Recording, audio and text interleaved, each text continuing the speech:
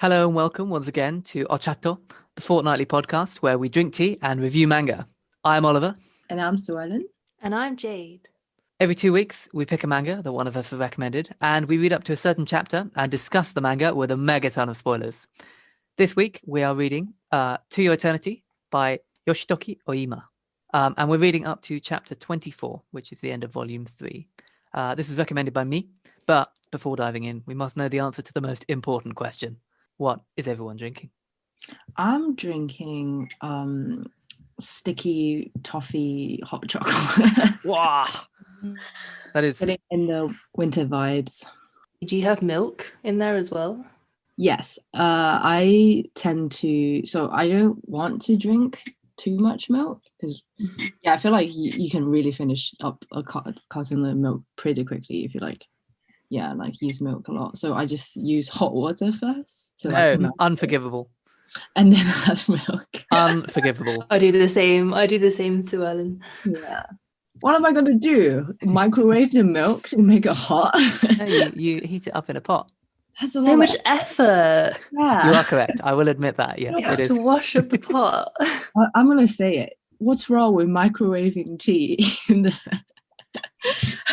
Get off the pot. You're getting kicked off the podcast for that. Buying one less appliance, kitchen appliance. Like, come on, guys. Like, why do we have to be so high and mention like, oh, we only drink boiled water for the kettle? No, because there's only one way to boil it, Suellen, and it is not in the microwave.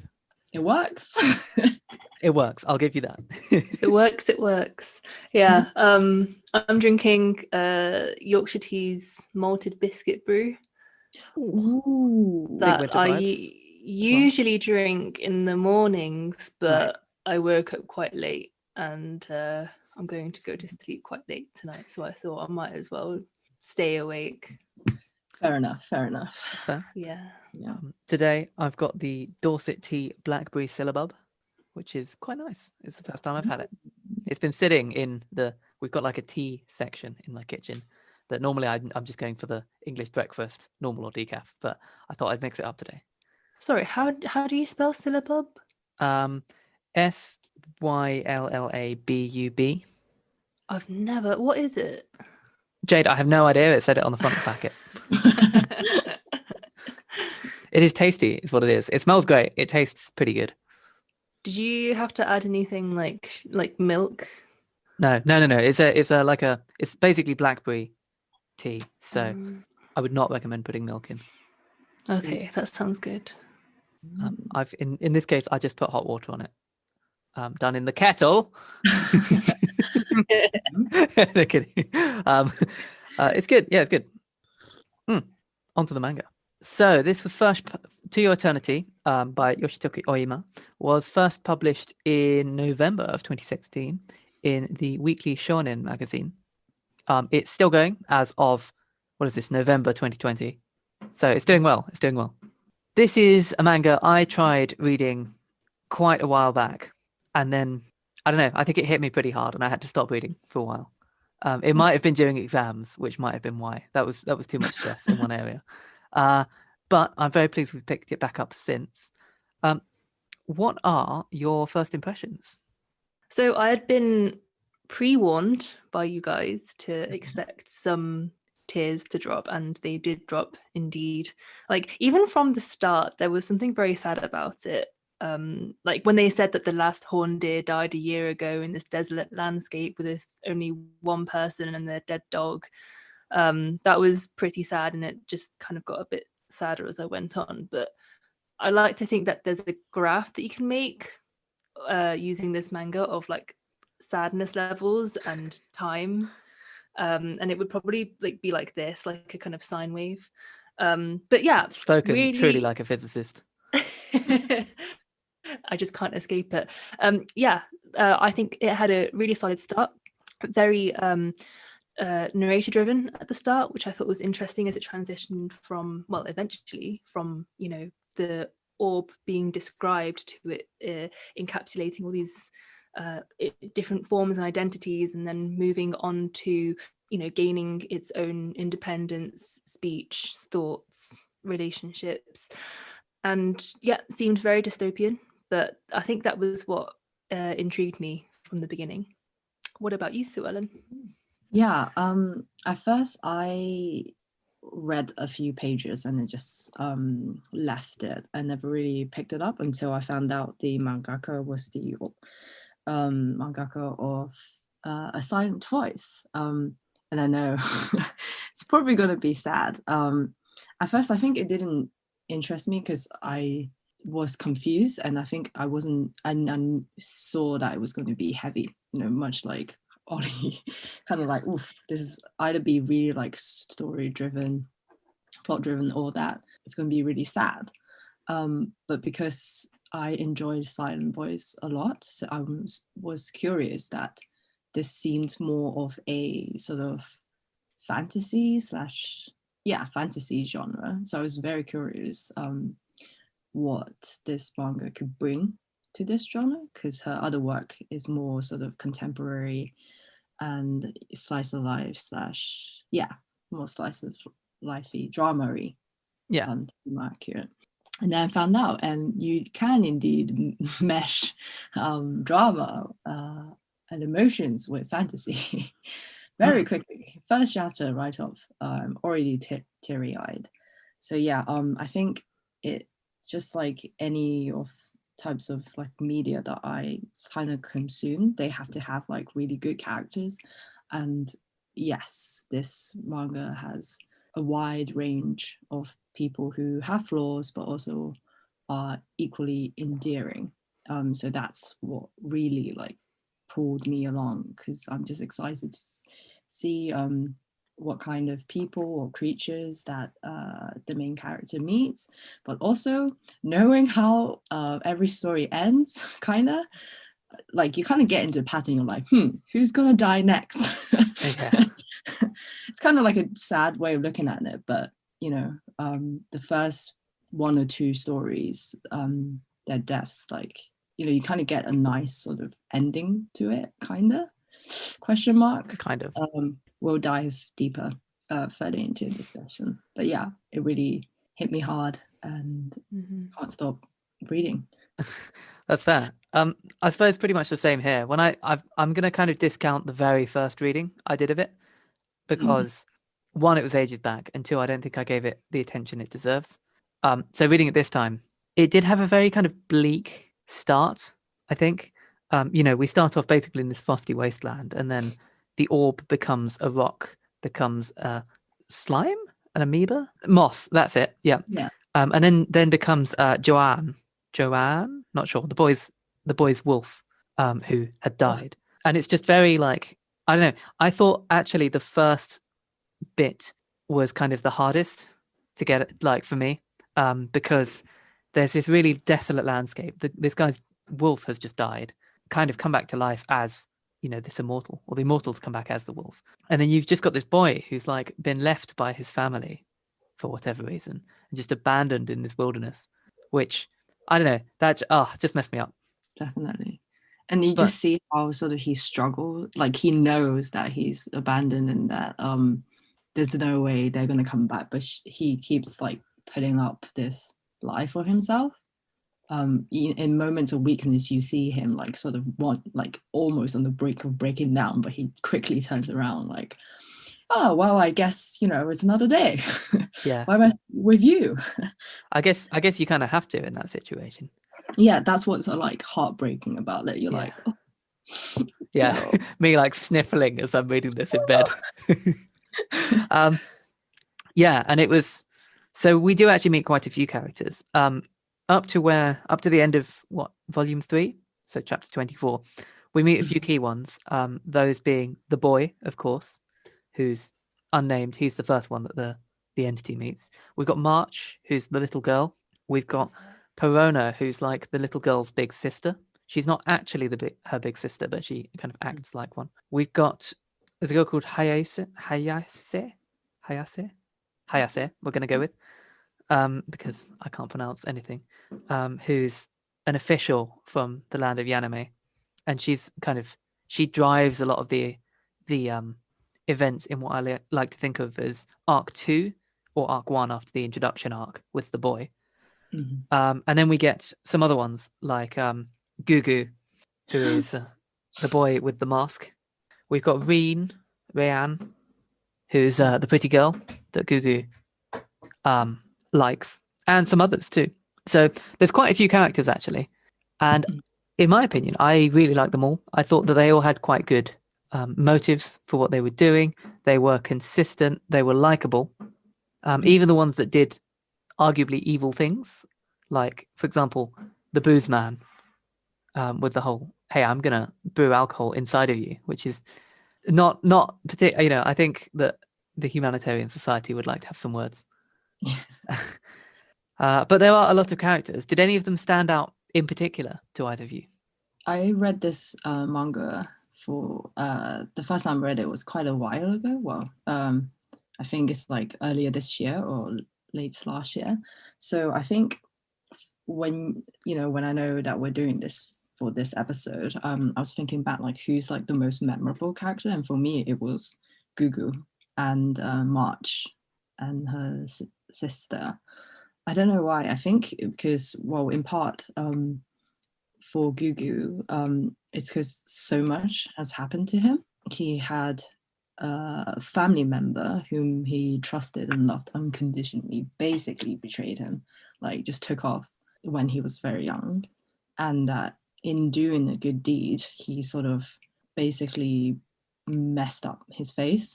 And then he sort of constantly believe, well, because of other people, how they sort of perceive him, that he's a monster and he doesn't belong.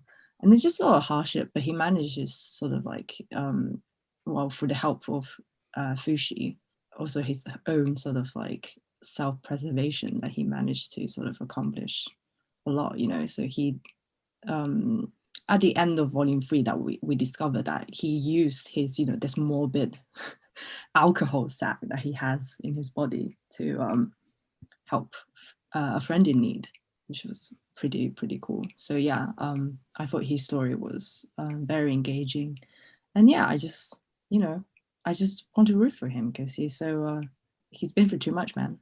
And March, obviously, because she's a little girl and you just does not deserve anything that's happened to her. So yeah, those are like the two most memorable characters for me. Good choices. How about you, Jade? Yeah, I'd have to agree with you on March. I think out of all of the characters that we meet, she's probably the one that stands out the most for me, because I feel like a lot of these characters that we see are sort of young teens or older, and she was like the kind of only prominent. I want to say 4. Is she 4? I think she's 4. Yeah. Okay, yeah, I want to say she's like the only small child that we see taking on the role of a more brought forward character.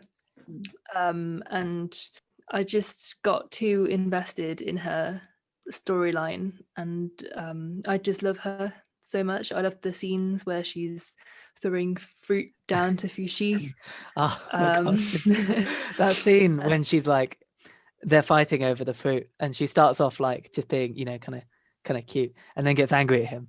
And then when Fishy's like still not reacting, she just bursts into tears, and I'm like, oh, so cute, so wholesome. She's just amazing, and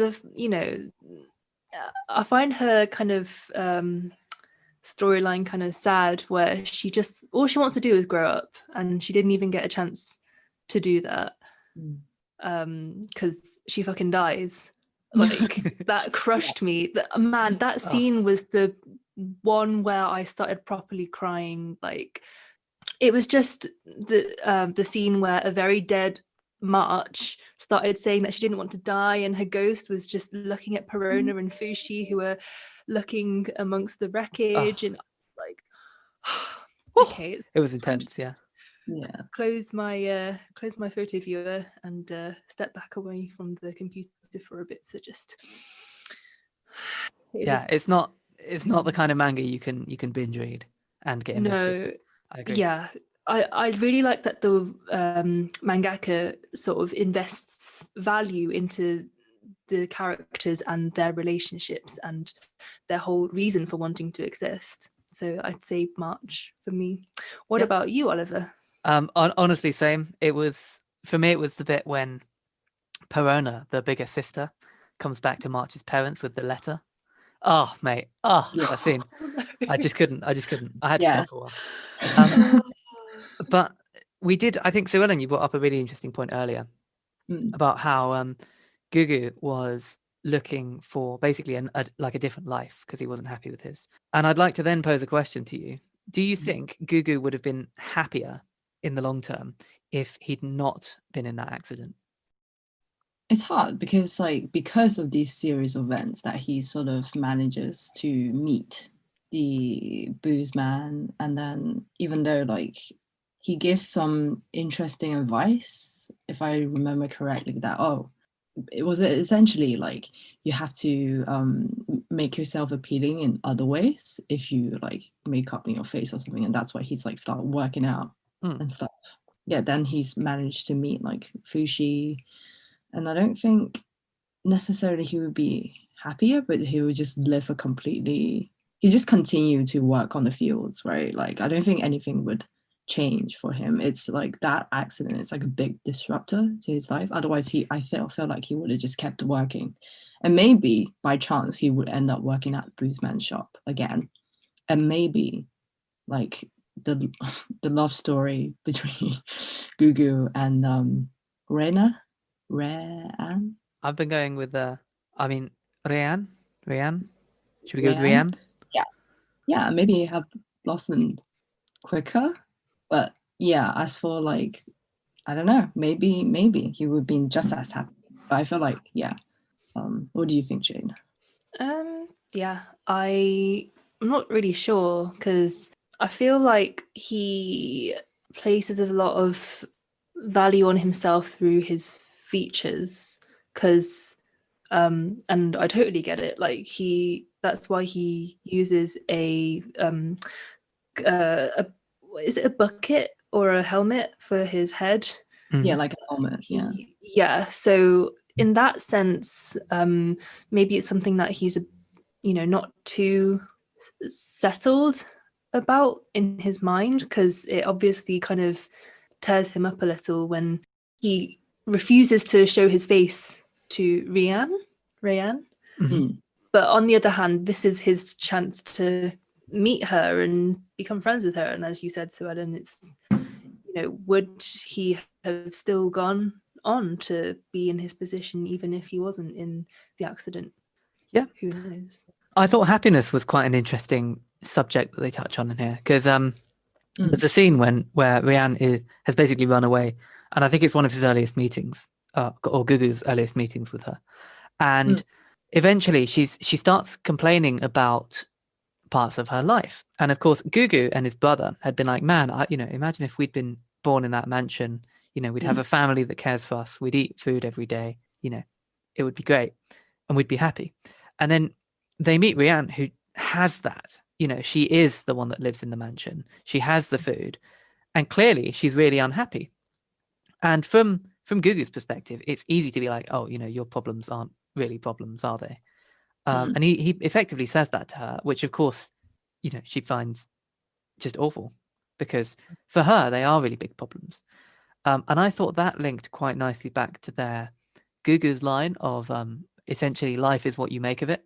And the struggles that you have in your life are going to, I guess, kind of scale to what you're doing. So, Gugu has had objectively a much harder life than Rayan, but he handles hardship better. And I think therefore he'd have a much higher threshold. And so linking back to my original question to you, I actually think he wouldn't have been happier if he had not been hit. Because then, it might have been a case of why am I stuck being poor? Why am I not allowed to talk to Rayan? This is unfair. And have got really annoyed about that rather than the fact that he's, got a bit of a messed up face. So I don't know. I thought it was quite an interesting little, I don't know what the term is, sub arc? No, message, maybe, underneath that arc of the story of how people have troubles, whichever station they're in. And that doesn't mean that they're, just because they've got a generally better life doesn't mean that their troubles are worth ignoring. One of the things I've really enjoyed actually is seeing this character development of the different characters. Obviously, Fushi, our immortal, has the most. Goes from literally a rock to somebody with thoughts and feelings that can express themselves, and that's, I think, really satisfying to see how Fushi kind of grows as a being. But you also see character development from others. Gugu, in particular, comes up. And then you've got March's whole thing about going from kind of not caring about anything to wanting to be an adult, to deciding that actually she is going to be an adult, to then not again. And I really appreciate those little arcs. I think they really, really help flesh out the characters. Yeah, I agree. I like that we get to see a whole cast of characters rather than just a bunch of the same people over and over again. I really hope that we come back to even Perona at some point. She was really interesting, I thought. And what do you think about Fushi taking on some forms more than others? Do you think it's for like a practical way of living? Not living, but like existing? Personally, I think it's where Fushi feels comfortable. So I like to think that the form that Fushi's holding in general is the form that reflects Fushi's kind of mental state. Not kind of happy or sad, but more evolve, how much they've evolved. So, Fushi starts off as a rock and then spends quite a while as a wolf, then gains human form, but still decides to spend quite a lot of it as a wolf. And, Fushi acts like a beast for a lot at the start, despite having a human form. And I think it's only once Fushi starts changing to be in human form more often is when Fushi's kind of emotional development has hit that point. I don't know if this is because I've read further on, but I think that he sort of, hopefully, when he starts, I feel like this is where it's going. Maybe, I don't know, it's been a long time I read it, so I don't know if this is actually a spoiler or not, because I don't remember what actually happens, but I hope that Fushi, through sort of meeting more people and because he only can turn into these forms when they have died, right? The more they sort of emotionally connect, the more he learns about sort of these human emotions. I feel like some forms are just going to be harder for him to take on because they're no longer just forms, right? They're like people he sort of had a connection with, right? So it's interesting how that may or may not play into it. I don't know, honestly. Basically, yeah. Well, we have, of course, seen that there is physical pain linked to the forms. So when he takes the form of the bear, whose name I can't remember, because this bear is littered with arrows. Yeah. It hurts all the time. And so that would be an interesting parallel, definitely. Yeah. I like the way that there is this kind of unspoken distinction between when Fushi dies and those that Fushi is close to dies, because you've really, when you're looking at the latter, you can really feel the grief and pain and sorrow coming from Fushi. But then when it comes to Fushi dying, it's very matter of fact, and it's like, oh, no biggie, whoopsies, Fushi died again. Oh no, what a shame. And the way that they draw the regeneration is very beautiful, actually, very wispy details of kind of the form coming back together to join to try again, almost. That was very, very nice. I agree. And of the artwork in general, I think is really good.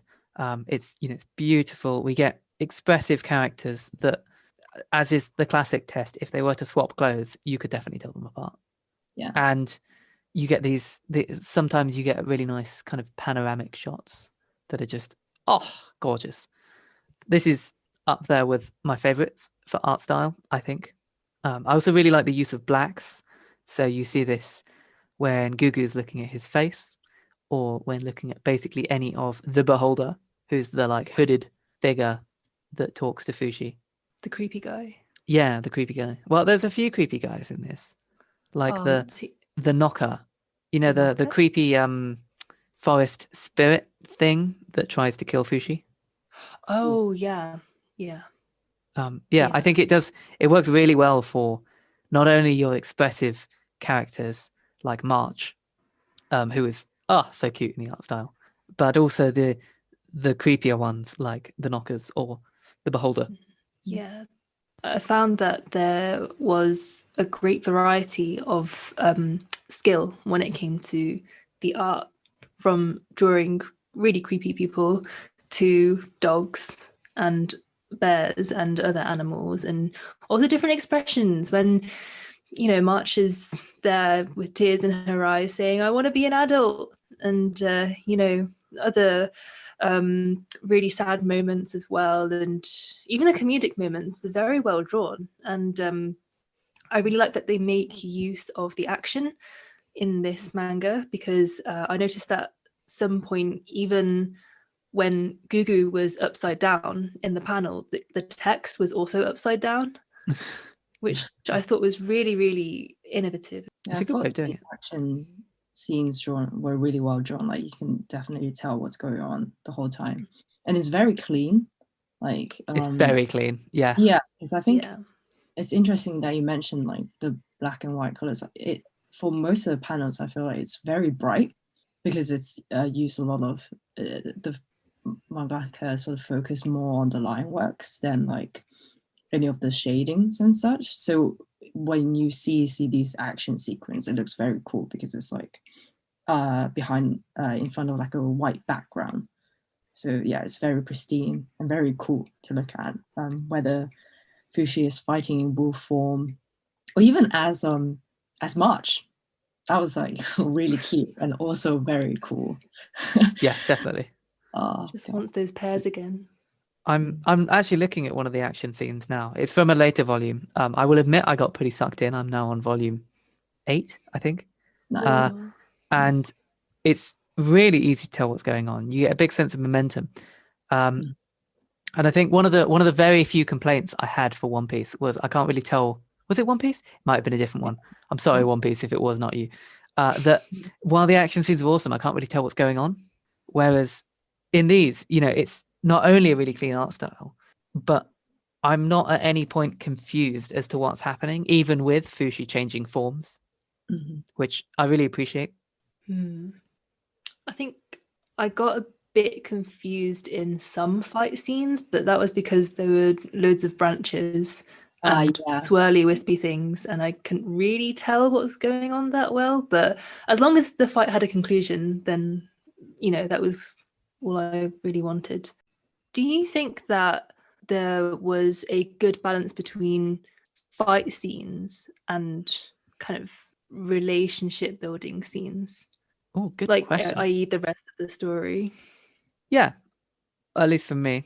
So Ellen, do you think otherwise before I expand? No, I think those are the two sort of I would say, well, actually the stories and the character sort of relationship building, it's more prominent in the story, and what the fight scene, although it's done really well, it's sort of put more sort of a higher stake for the relationships, because you're like, oh, I know, like, we're getting to know these characters like really well, but it's like, because this is a beholder, did you say that The beholder, yeah, continuously sort of attacking them. Oh, sorry, no, that's the knocker. The knockers are the woodland creatures that attack him. The knockers, right? Yeah. So because the knockers continuously sort of are always this, you're basically the Fushi's adversary, and this sort of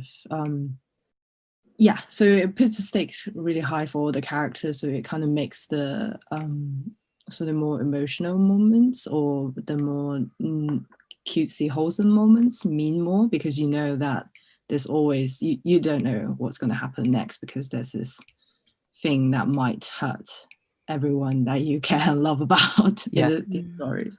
So yeah, it kind of puts more for the urgency. I think that's a great point on also what makes for a good fight scene. So the fight scenes and the character building scenes complement one another. And there's always, one of them then means that there's going to be something changed in the other. So you have these characters built up and whatnot. And then because of the nature of this manga, there's a very good chance that any given character could die. And it does add that level of tension you just don't get with a lot of other ones. I really like that. But then the other way, the fight scenes often are these pivotal moments that let the characters shine and put them in these, extenuating circumstances, except completely the wrong term, but you know what I mean. Put them in these extreme circumstances where, it's kind of do or die, sometimes literally, and it allows them to progress as characters, which is really what I think a fight scene should be doing. It should be moving the plot forwards. They look cool, sure, but what else do they do? And in this case, they add a lot of tension and they work as story beats to push it forwards. I have a question for you.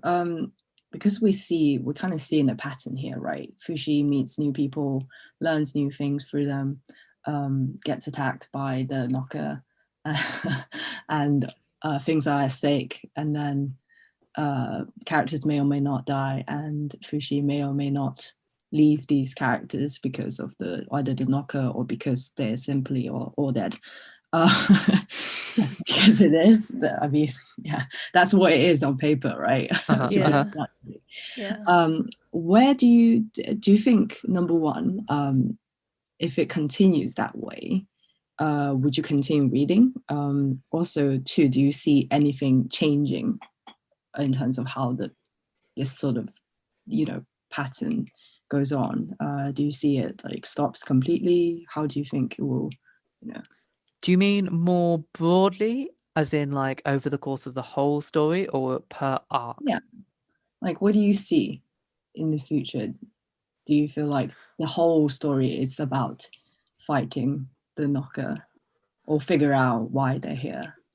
I think in my mind, the future of this story, I haven't read past chapter 24, but in my mind, Fushi sort of leans in to the world that the beholder belongs to. And in my mind, it's this like different, not plane of existence, but totally kind of different realm, maybe. I want to know, where did the orb in the beginning come from? And I feel like we've got a really good amount of characters around Fushi now, and I'm not sure if Fushi continuing on their adventure would sort of make that better, to have more people that are involved. But I would definitely I imagine it kind of being a bit like Bleach, in the sense that in the arcs that come after the kind of real world, the real world, he gets transported to the Soul Society. I kind of in my mind imagine that it will be like that. Yeah. Hot take there. Yeah. This is a little harder to answer because I have read ahead. Right. So pretend you haven't. Well, I don't necessarily need to. To some extent, they've got to mix it up anyway, right? You can't keep having a story of meets person, forms bond with person dies, and then it ends, and then meet next person, right? That would be one, exhausting, and two, not very interesting after a while. So by necessity, they will mix it up. As for longer term, so I am now speculating. This is not based on anything I've read, as in this isn't anything I have read that I can just say.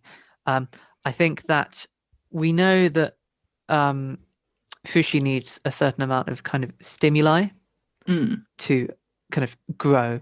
So I can't see Fushi not kind of moving around and meeting new people and whatnot. So I can definitely see the cast getting a lot bigger over time.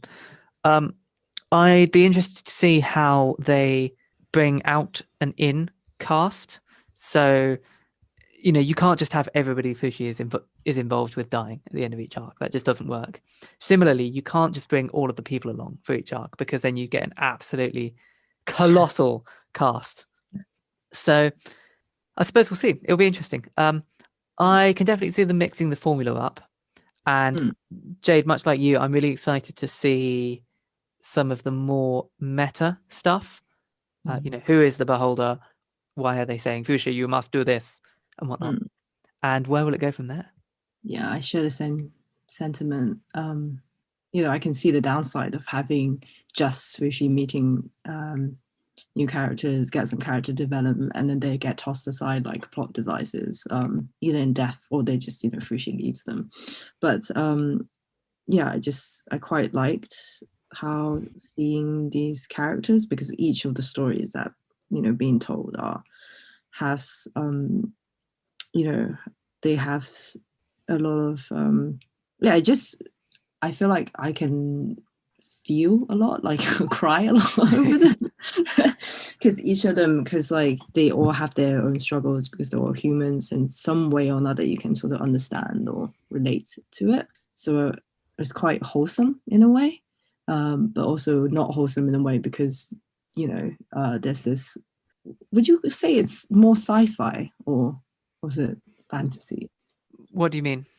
Yeah, because like it seems like there's this, he's been used as like a collector, or being used as a thing that's trying to preserve earth knowledge, right? Like that's his kind purpose. of, yeah. I mean, that would definitely fall under fantasy, given that we haven't seen any sciencey elements. Yeah. But if the beholder is in fact an alien and just whips out the green tentacles halfway through, then maybe it will be sci-fi. Yeah, so like, I don't know, SSF sort of element. So I'm very excited to see where this is going to go. I think this is the strong point of the series, like, because you kept being teased at like, why Fushi is here at all, and why the knockers there. And it's just another element. So I feel like in a way, the story is for, you can find something for everyone. Or maybe that's just me being too optimistic, because I feel like if you can't stand like wholesome emotional stories, then maybe it's not for you. This is not wholesome. This is definitely emotional. I would argue it's not very wholesome. It has some very wholesome moments. Yeah, I think this will be a good test for the people who say that they can't cry. Oh yeah, give them a copy of To Your Eternity. Yeah. What I thought the real strength was of this was the human stories, which kind of from some of Yoshitoki Oima's previous work, i.e. A Silent Voice, which was very much a human story. And in this, all of the stories have been distinctly human. That involves not just the really sad bits and the loss and the kind of permanence of loss for everybody that is human, but also those really happy moments. You can see Gugu finding joy with his new family, essentially, that he's found.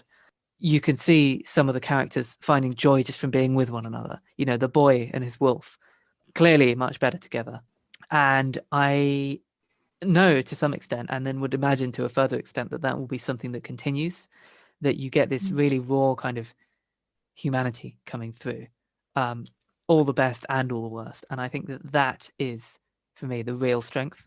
I totally echo what you just said. And I also like that there is this sort of, there are these callbacks, but unknowingly done so, to Fushi's other stimuli. For example, there was one moment when Fushi started growing a beard and Gugu says, "Oh, you're growing a beard, eh? It's almost like you're an adult. Congrats, Fushi." And that just broke my heart again, because they're March's lines.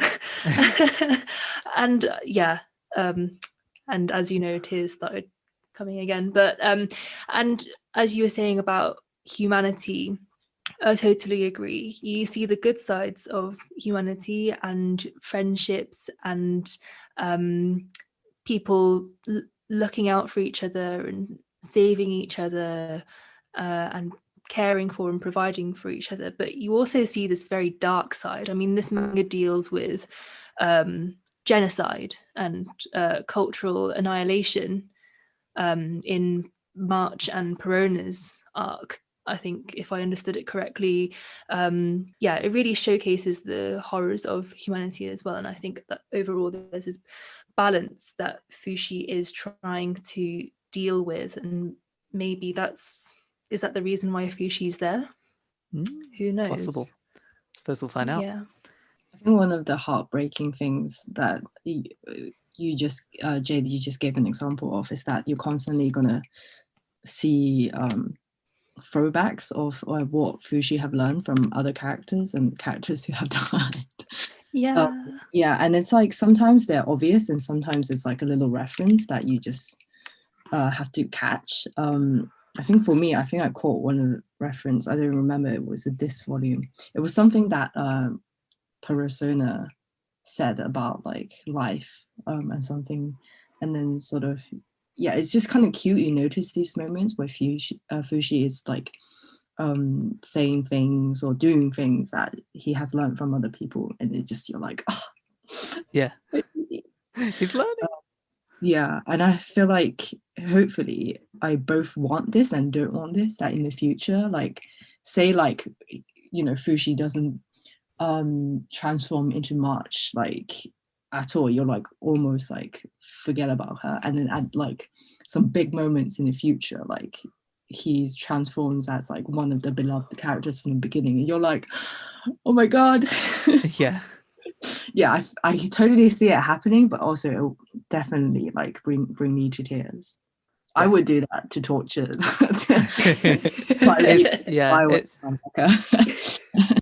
It's certainly an emotional manga, to say the least. I would argue one of the most emotional that we've read so far. Oh, definitely. Yeah. We've had some pretty good, pretty excellent ones emotionally. Oyasumi Pampan comes to mind. But so far, this has been the one that hits me the hardest. Like, you really feel like you get kicked in the heart with this one because the characters are so good. Okay, so we happen to have a special section on this podcast, unique to OCHATO, where we bring characters from the previous manga we read into the world of the current manga. So last time, we read The Girl from the Other Side by Nagabe. And we're going to be bringing in Teacher and the girl whose name I annoyingly can't remember. Does anybody remember the girl's name? Shiva. Yes. Shiva of the East. No, that's old Dark Souls reference. Sorry. Yeah, Shiva and Teacher are going to be coming into the world of To Your Eternity. How do you think they'd fare? And what do you think they'd do?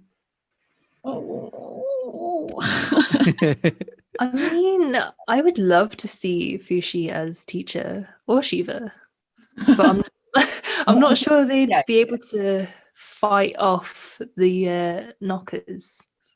But that means they will have to die. I don't want them to die. They're gonna die. Let's face it. Is Teacher not unable to die? Yeah. Maybe you break the curse at one point. Maybe. Yeah, but I don't want Shiva to die. We already lost March. Like, come on. Don't do this to me. Yeah. Well, I think they're both kind of stories about humanity, right? I suppose you could argue any story is, but these two in particular are a little more on the nose on it than some others. So we have one that's literally the light side and the dark side, and how humans from the light side can do pretty inhumane things in the name of, you know, doing what's right, doing what's good. And then this one, you have kind of gathering those experiences of good and bad. So I don't know. I think that it could be really interesting so Shiva, I think, would work much like March in that she'd work well bringing that kind of childish aspect and joy, but also, you know, danger for us as a reader because nobody wants to see them get hurt. But I think it would be really interesting, actually, for Fushi to meet Teacher, who is essentially another immortal and I'd like to see how they bounce off of one another. I reckon that teacher would maybe actually just act like a teacher, and be the mature one when Fushi's still kind of immature to some extent, and maybe I don't know, maybe teach Fushi to control their emotions. Fushi, I feel like Fushi would learn a lot from teacher, and also maybe in the long term, because I feel like teacher hasn't been that long as an immortal. But I feel like, as they sort of, if they decide to, if Shiva and teacher are not just like a one-off arc, right? I feel like they would find each other as like a constant in their lives, because none of them can get hurt. But whether they would actually stay with each other for that long, probably not. I feel like, because like you said, like Fushi needs like stimuli, and teacher is just, I don't know. His current goal is just to sort of raise Shiva, right? Yeah. So I don't see him sort of finding any need to sort of put Shiva, not himself, but put Shiva in danger anyway. But it would be interesting to see. Maybe. I actually think that like father-daughter kind of thing is a very human plot, right? And I could definitely see teacher who's not human anymore teaching Fushi more about how to be a human than a lot of the humans would. And where I said human a lot, but you get my point. And having them kind of bump into one another over time would be a really cool way of doing it. But I think there could definitely be some good interactions going on there. Because I feel like, over time, long-term wise, because Shiva's not going to live forever. Who knows? I don't know how the girl from the other side is going to end. But, under the assumption that teacher stays immortal, I feel like they would quite nice to like have someone sort of talk to over the time. Fushi could like console teacher, because he's probably gone through a lot, whereas like teacher maybe just like, I think he would prefer a quiet life. He will be this like wise. He'd be like, go away, you're bringing the loud people. Yeah. Yeah. I don't know. I can see that happening.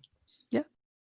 So it's interesting that you brought up that Oyasumi Pompon is like the other sort of more like emotional and also bleak story that we've read. I don't know, like what makes it different from what we are to your eternity, essentially. Like both sort of touches on emotional topics. Yeah, good tragedy. question. Yeah, tragedy. I feel like with Oyasumi Pumpin, it's very sort of real world-ish. For example, with Aiko, and her mom and Pumpin's parents as well. That's very, very real life things. And in To Your Eternity, there are lots of real life things in there as well. But I would say that they're a bit more further away from what I have known and experienced. So, there are child sacrifices going on still in the world. There are people dying by being crushed under logs, and I sort of find that in Oyasumi Pumpin it's a lot more, how do I say this, down to earth. I find Oyasumi Pumpin way bleaker, I think. Interesting point. I actually felt the other way around with regards to bleakness. So Pumpan was very bleak, but most of the characters were just living normal lives. Our main characters weren't, and they did have these issues that I do think actually hit a lot closer to home, right? Because the concept of like the child sacrifice, like you were saying, is a lot less grounded in reality now, because at least here now, living in like the UK in 2020, I would not expect really any of the stuff that happens into your eternity to happen. Whereas I would expect a lot, to some extent, hopefully the lesser, some of the stuff from Oyasumi Pumpan. But your average person in Oyasumi is living an average life, whereas your average person in To Eternity is living like an average medieval life, and evidently they're not very good, these medieval lives. So I don't know, I found it bleak the other way around. Yeah, I think to add on to that, I think what you said about living a bleak average life, I think that the reason why it's so bleak to me more in Oyasumi Pumpan is because I'm not too far from living that life. I could be living that life. Whereas Oh, I see what you mean. whereas with the medieval life, it seems a bit further away. Like, had you been born in different circumstances now, you could be living the life Oyasumi that Pumpan is. Whereas you wouldn't be. Am I understanding this correctly? Sort of. As in, were you born in different circumstances now, anyway, you wouldn't be living any of the lives from to your eternity. Whereas some of the issues touched on in Oyasumi Pumpan are still relevant right now. And you know, Yeah. it could be you that lives a life that's very close to that. Yeah. Yeah. Okay.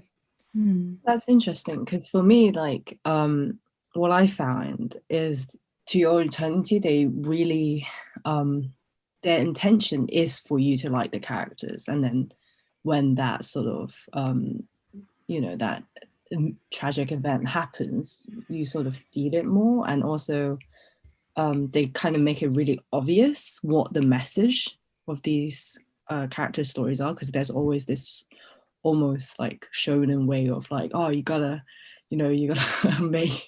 take life and make it, make it yourself, or like, I gotta be an adult, or something.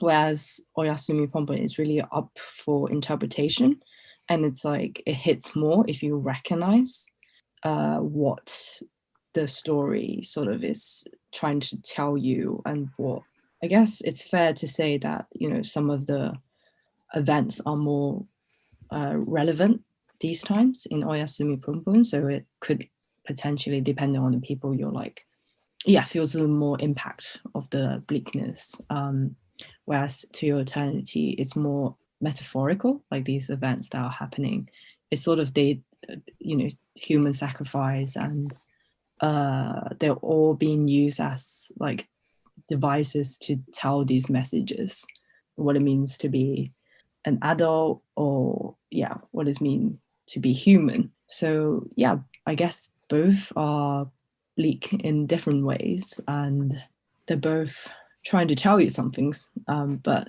I guess one is more obvious than the other. One is actively trying to tug your heartstrings, not even tug them, just try to like rip your heart apart. The other is more like, poisoning you over time, and then by the time you realize it, you're like, oh my god, I'm dead, I'm dying. It's done. Both bleak, but I think I agree with you, Jade, that Oyasumi Pumpan is more bleaker because it's less resolution, I feel like. Yeah, it's like one of them you'll cry like as you're reading, and the other one you'll cry like a week later, like what's going on, why am I crying now? We had a very tragic, bleak one this week. We have something nice and upbeat next week, right, Jade? Yeah, totally. Sure. If spiral infused horror is what you find works for you, then it will be right up your street. But yes, next episode we will be reviewing Uzumaki by Junji Ito, and our chapter target is chapter 6, which I believe brings us to the end of volume 1. So just as a brief overview, this manga is about a town that is infected by spirals everywhere. But it's a great read, and I can't wait to discuss it with you guys next time. Fantastic. I look forward to it. Thank you for listening to this episode of OCHATO. Thank you. See you in the next episode. Woo!